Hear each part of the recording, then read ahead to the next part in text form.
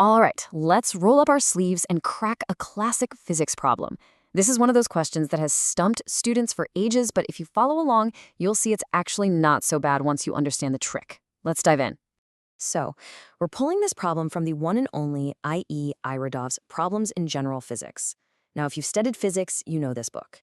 It's notorious for its incredibly tough problems that really force you to think. But that's the fun of it, right? If you can solve these, you really know your stuff. And today, we're going to solve one together. And here it is, problem 1.84. We've got an airplane doing a giant vertical loop. Inside is a pilot. The question seems simple enough, doesn't it? Just find the pilot's weight at the bottom, the top, and in the middle. But, and this is a big but, that word weight is the key. It's a little bit of a trick question. But before we even think about touching a calculator, let's connect this to something real. Think about a roller coaster. You know that feeling when you go over the top of a hill and your stomach just drops? You feel almost weightless for a second. And then at the bottom of a dip, you feel like you're being crushed into your seat? That's it. That's the exact physics we're talking about. This problem isn't just numbers on a page, it's about a feeling we've all had. Okay, so to get this right, we need to get our definitions straight first. This first part is all about figuring out what the question really wants from us when it asks for the pilot's weight. First up, what physicists call true weight. This is just the force of gravity, plain and simple. It's the pilot's mass times the acceleration due to gravity, mg. And here's the important part. For our pilot, this is constant. It doesn't matter if they're at the top, the bottom, or sideways, gravity's pull is always the same. Now, for the absolute key to this entire problem, the normal force. This is the pushback you get from any surface you're touching. Right now, there's a normal force from your chair pushing up on you. And critically, this is the force your body feels and interprets as weight. It's the sensation of being pushed on. So here's the secret. The problem isn't asking for the true weight, mg. It's asking for the apparent weight. And the apparent weight is just another name for the normal force, the push from the pilot's seat. And unlike gravity, this force is going to change like crazy as the pilot flies through this loop. Understanding this difference is everything. So why does that normal force change? Well, it all comes down to circular motion. To get anything to move in a circle, you need a net force that's always pointing toward the center of that circle. We call this the centripetal force. But it's not some new magical force that appears out of nowhere. It's the result, the sum, of the real forces that are already there. And this brings us to the number one most common mistake I see students make. Please, listen up. When you draw a diagram of the forces, you draw gravity, you draw the normal force, and then you're tempted to draw a third arrow for centripetal force. Don't do it. Never, ever, ever.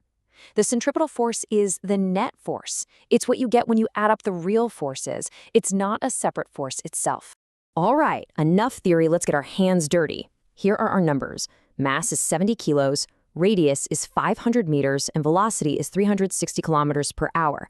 And hold on, right there, step one. Before you do anything else, get your units right. Kilometers per hour is no good, we need meters per second. A quick conversion gives us a nice round 100 meters per second. Always check your units. Okay, let's start our analysis at the very bottom of the loop. The first thing we're going to do is draw a free body diagram.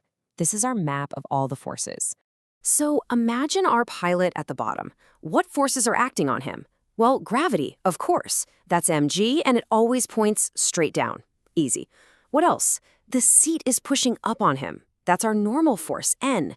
Now for the key question. Which arrow is bigger? Think about it. To move in a circle, the net force has to point to the center. At the bottom, the center is up, so our upward force has to be winning. The normal force must be bigger than the force of gravity. Now, we just translate that picture into an equation using Newton's second law. F net equals ma. The net force is the winner minus the loser, right? So that's the upward force, n, minus the downward force, mg. And that net force is what's providing the centripetal force, which equals mv squared over r. So we just rearrange that equation a little bit to solve for n, plug in all our numbers, and we get 2,100 newtons. Now, let's think about that. The pilot's true weight is only about 700 newtons. So at the bottom of the loop, he feels 3 times heavier than he actually is. That's that intense feeling of being pressed into your seat. Awesome. 1 down, 2 to go. Now let's fly up to the very top of the loop.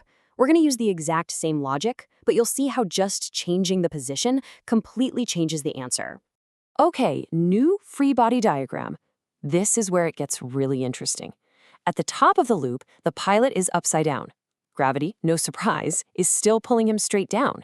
But what about the normal force? The seat is above him now, so which way is it pushing? It's also pushing him down. Both forces are pointing in the same direction, down, toward the center of the loop. They're working together as a team. So when we write out Newton's second law this time, the net force is just the sum of the two forces, because they're both pointing in the same direction. It's N plus mg. And that total downward force is what's providing the centripetal force, mv squared over r. See how the plus sign changes everything? We do the math, solve for n, and this time we get 700 newtons. Wow, what a difference. Remember, at the bottom, he felt a force of 2,100 newtons. Up here, the push from the seat is only 700 newtons. That is a much, much lighter feeling. And for our final point of analysis, let's look at the middle of the loop, when the pilot is exactly horizontal, either going straight up or straight down. This one's a little different because the forces aren't on the same line anymore. Think about what the seat has to do now. It has two jobs. Job number one, gravity is pulling the pilot down, so the seat has to push up with an equal and opposite force just to keep the pilot from falling. But that's not all. Job number two, the plane is turning, so we need a force pointing towards the center, horizontally. That force also has to come from the seat. So the seat is pushing both up and sideways at the same time. The total apparent weight is the combination of those two pushes. So how do we find that total force? Well, we know the two parts. The horizontal push is providing the centripetal force, mv squared over r. The vertical push is just balancing gravity, so it's equal to mg. Since these two forces are at right angles, we can just use the Pythagorean theorem to find the total force. We plug in our numbers, run the calculation, and the total force comes out to about 1,500 newtons. So let's put that into perspective. It's heavier than the feeling at the top, but not as heavy as the feeling at the bottom. It fits right in between, which makes perfect sense. And that's it. We've done it. We've calculated the apparent weight at all 3 points. Now let's just step back for a second and look at the whole ride all at once. This chart tells the whole story, doesn't it? You can see it clear as day. A massive 2.1 kilonewtons at the bottom, making the pilot feel super heavy. Then a much smaller 0.7 kilonewtons at the top, making him feel light. And right in the middle, 1.5 kilonewtons. It perfectly visualizes that roller coaster feeling. But here's the moment of truth. How did we do? Does the legendary Irodov agree with our solution? We checked the answers in the back of the book, and yes! Perfect match! 2.1, 0.7, and 1.5 kilonewtons.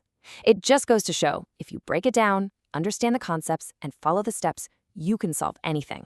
So if you remember just one thing from all of this, let it be this.